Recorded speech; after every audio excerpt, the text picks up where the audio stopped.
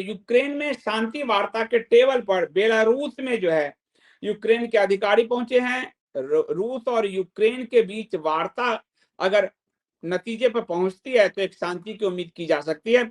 लेकिन जिस तरह से पश्चिमी देशों ने हथियार पुश किए हैं, जर्मनी, अमेरिका ने खासकर, वो लग रहा है कि ये पश्चिमी देश शायद युद्ध नहीं खत्म होने देना चाहते, क्योंकि जो है हथियार बेचने का जो उनका धंधा है वो धंधा चौपट हो जाएगा। बड़ी मुश्किल से कहीं पर युद्ध उन्होंने थोपे हैं, क्योंकि कोरोना के बाद उनकी स्थिति खराब हुई है, सबकी अर्थव्यवस्था खराब हुई है।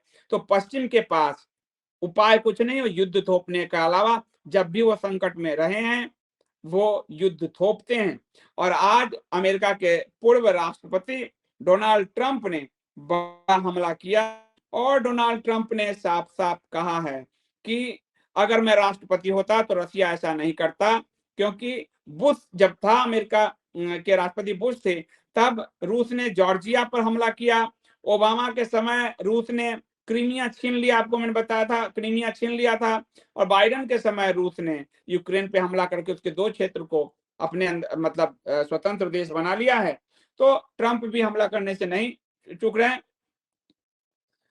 और इधर रूस ने कहा है कि उसने, आपको ध्यान हो कि यूक्रेन एक समय तीसरा सबसे बड़ा परमाणु जखीरा अमेरिका रूस के बाद किसी के पास था तो यूक्रेन के पास था। और यूक्रेन ने निशस्त्रीकरण के कारण अपने परमाणु जखीरे को नष्ट किया, कुछ परमाणु रूस को भी सौंप दिए, क्योंकि ये सब सोवियत संघ के पार्ट थे। तो यूक्रेन रूस का दावा है कि यूरोप के जो सबसे बड़े न्यूक्लियर पावर स्टेशन पे हमने कब्जा कर लिया है। और ये जो है आपको जापोरिजिया न्यूक्लियर पावर स्टेशन है ये यूक्रेन का। और इसमें यूक्रेन ने कहा है कि रूस झूठ बोल रहा है, उसने उसके सैनिकों ने संयंत्र पे कब्जा नहीं किया है। तो ये मामला यूक्रेन की सबसे बड़ी जो न्यूक्लियर कंपनी है एनोरेगो आतोम ने इंटरफैक्स न्यूज एजेंसी को ये जो बताया, उसके हिसाब से रूस का दावा बिल्कुल झूठा है, फर्जी है। वहीं रूस ने सोमवार को कहा था कि उसके सैनिकों ने परमाणु संयंत्र क्षेत्र उस पे संयंत्र पे स्टेशन पर कब्जा कर लिया। और इस पे रक्षा मंत्रालय के मेजर जनरल इगोर कोनाशेन्कोव जो रूस के हैं, उन्होंने कहा कि रूसी सैनिक जापोरिजिया परमाणु बिजली संयंत्र की सुरक्षा कर रहे हैं, यह पूरी तरह से उनके नियंत्रण में है। तो रूस का दावा है कि उसने यूक्रेन के परमाणु संयंत्र पे कब्जा कर लिया है, जबकि दूसरी ओर यूक्रेन का दावा है कि रूस झूठ बोल रहा है। और इधर दोनों की तरफ से बातचीत बेलारूस में आरंभ होने जा रही है। साथ ही भारत की सरकार ने अपने फंसे हुए छात्र आदि को निकालने के लिए बड़े पैमाने पर मोदी सरकार का जो प्रोएक्टिव मेजर है वो इसमें देखने को मिल रहा है। और मोदी सरकार ने 4 अपने मंत्रियों को नियुक्त किया है, हरदीप पुरी, वीके सिंह, किरण रिजिजू और ज्योतिरादित्य सिंधिया। आपको ध्यान है वीके सिंह एक समय जो मिडिल ईस्ट में लोगों जो संकट में फंसे थे उसको निकालने में उनकी बड़ी भूमिका थी। तो प्रधानमंत्री मोदी की अध्यक्षता में जो उच्च स्तरीय बैठक हुई उसमें यूक्रेन में फंसे भारतीयों को निकालने के लिए मदद भेजने का जो फैसला हुआ, मदद ऑलरेडी जा रहा है। आपने लगातार फोटोग्राफ्स देखे हैं, आपने अखबारों की कटिंग्स देखी है। और इसमें ये चारों मंत्री यूक्रेन से सटे पड़ोसी देश में जाएंगे और ये पड़ोसी देश रोमानिया और मोल्डोवा में जाएंगे। और ये जो है आपको केंद्रीय मंत्री हरदीप सिंह पुरी हंगरी जाएंगे, ज्योतिरादित्य सिंधिया रोमानिया और मोल्डोवा जाएंगे, किरण रिजिजू स्लोवाकिया जाएंगे और जनरल वीके सिंह पोलैंड जाएंगे। ये मंत्री भारत के विशेष दूत के रूप में जाएंगे और भारत के जितने लोग वहां फंसे उनको निकालेंगे। और ये 24 घंटे के अंदर 2 बार उच्च स्तरीय बैठक की अध्यक्षता प्रधानमंत्री नरेंद्र मोदी ने की है। इधर जो यूरोप ने इस मामले में आर्थिक प्रतिबंध कुछ कुछ लगाने शुरू किए हैं यूरोप रूस, उसका असर दिखने लगा है। और रूस के सेंट्रल बैंक ने ब्याज दर को बढ़ा दिया है, इसका असर दुनिया में भी देखने को मिलेगा। और रूस के बैंकों पर यूरोपीय देशों के प्रतिबंध का असर दिख रहा है। और रूस ने अपनी सेंट्रल बैंक का जो ब्याज दर है उसको बढ़ा दिया है। और ये ब्याज दर बहुत बड़ा बढ़ाया है। रूस के सेंट्रल बैंक का जो ब्याज दर है पहले 9.5 था, अब उसको बढ़ा के 20% कर दिया गया है, यानी कि आर्थिक मंदी की आहट सुनाई दे रही है। इसका कारण यह है कि जब प्रतिबंध लगाया गया उस पर, तो रूबल, जो रूस की अधिकृत मुद्रा है, रूबल का दाम गिरने लगा और उस पर महंगाई को नियंत्रित करने के इरादे से कदम उठाया गया है कि रूबल का दाम भी ना गिरे, यानी मुद्रास्फीति ना हो और महंगाई भी नियंत्रित में रहे।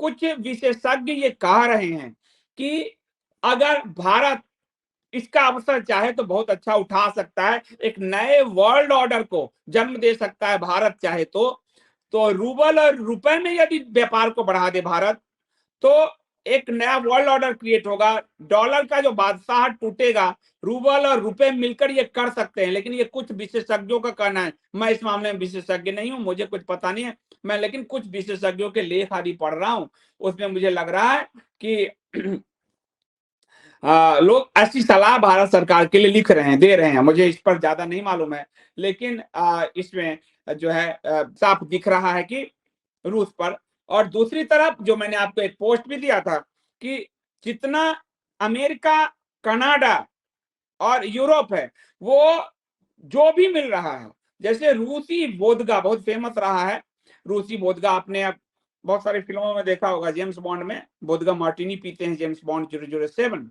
वोदका बड़ा प्रचलित रहा है, रूस में ठंडा प्रदेश है काफी, तो उस वोदका को सड़क पर फेंका जाने लगा है, बोतल फोड़े जा रहे हैं, ये गुस्सा, और गवर्नमेंट भी इसमें सपोर्ट कर रही है। कनाडा, अमेरिका, आप हमारे यहाँ कैसे करोगे तो आपको कहेंगे अशिक्षित है, पिछड़ा है, ढेकना है। कोई समुदाय जो अपने यहाँ थूक फेंकता है खाने में, आपके पूजा के फूल में थूक फेंकता है, बाल काटने में आपके बाल में थूक फेंक देता है, आप कहो तो आपको गाली इतने मिलेंगे। साथ ही आप यूरोपीय सामानों का बहिष्कार करो, चीनी सामानों का बहिष्कार करो तो आपके लोग ही आप पर हंसेंगे। लेकिन यूरोप और अमेरिका के राष्ट्रवाद ऐसा है उनका कि जब भी कोई वार होता है तो सबसे पहले विदेशी सामानों को फेंकना, जलाना, तोड़ना शुरू करते हैं, और इसकी चपेट में रूसी बोधगा आ गया है। मैं ये नहीं कह रहा हूं कि क्या कर रहे हैं, लेकिन मेरा आपसे कहना है कि इनके इस दोगले चरित्र को समझिए। इसलिए आप भी इस तरीके को कभी चाइना के खिलाफ, कभी अमेरिका के खिलाफ अपनाइए। ये जब अपनाते हैं तो प्रगतिशील हैं, हम अपनाए तो प्रतिक्रियावादी हैं। इस कुंठा से बाहर निकलिए, इस कुंठा को छोड़िए, इस कुंठा से बाहर निकलिए। अगर इस कुंठा से आप बाहर नहीं निकलेंगे तो आप ये समझ के रहिए कि आप हमेशा एक गुलाम की भांति जो है आपके साथ व्यवहार किया जाएगा, क्योंकि वहां की गवर्नमेंट तक मदद करती है लोगों को ठुकराने में, और हमारे यहाँ तो हम अभी भी ओप्पो वीवो लिए घूमते रहते हैं। आपने खुद देखा, स्वयं देखा है, मेरे पास जब वन प्लस था, आपको ध्यान होगा, हमारे जितने पुराने दर्शक है, आपने कहा वन प्लस क्यों क्यों नहीं छोड़ते संदीप जी, मैंने छोड़ दिए, मैंने वो सैमसंग लिया जिसकी फैक्ट्री अब नोएडा में लगी है, चाइना से उठ के आई है, देख लो सैमसंग है मेरे पास। तो मैं अगर छोटा सा आदमी ये रिस्क ले सकता हूं तो आप लोग भी रिस्क ले सकते हैं, इसमें कहीं कोई वो नहीं है।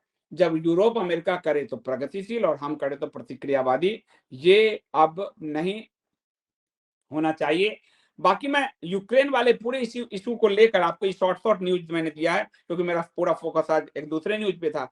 तो ये इसको लेकर मैं आपको स्थिति ये है कि ज्यादा यदि पश्चिमी देशों ने किया तो रसिया तक धमकी दे दिया है कि हम न्यूक्लियर बटन तक का इस्तेमाल कर देंगे, यानी दुनिया एक गहरे संकट से गुजर सकती है। तो अमेरिका से अनुरोध है, अपने हथियार बेचने के धंधे में यूक्रेन को मत बलि का बकरा बनाओ।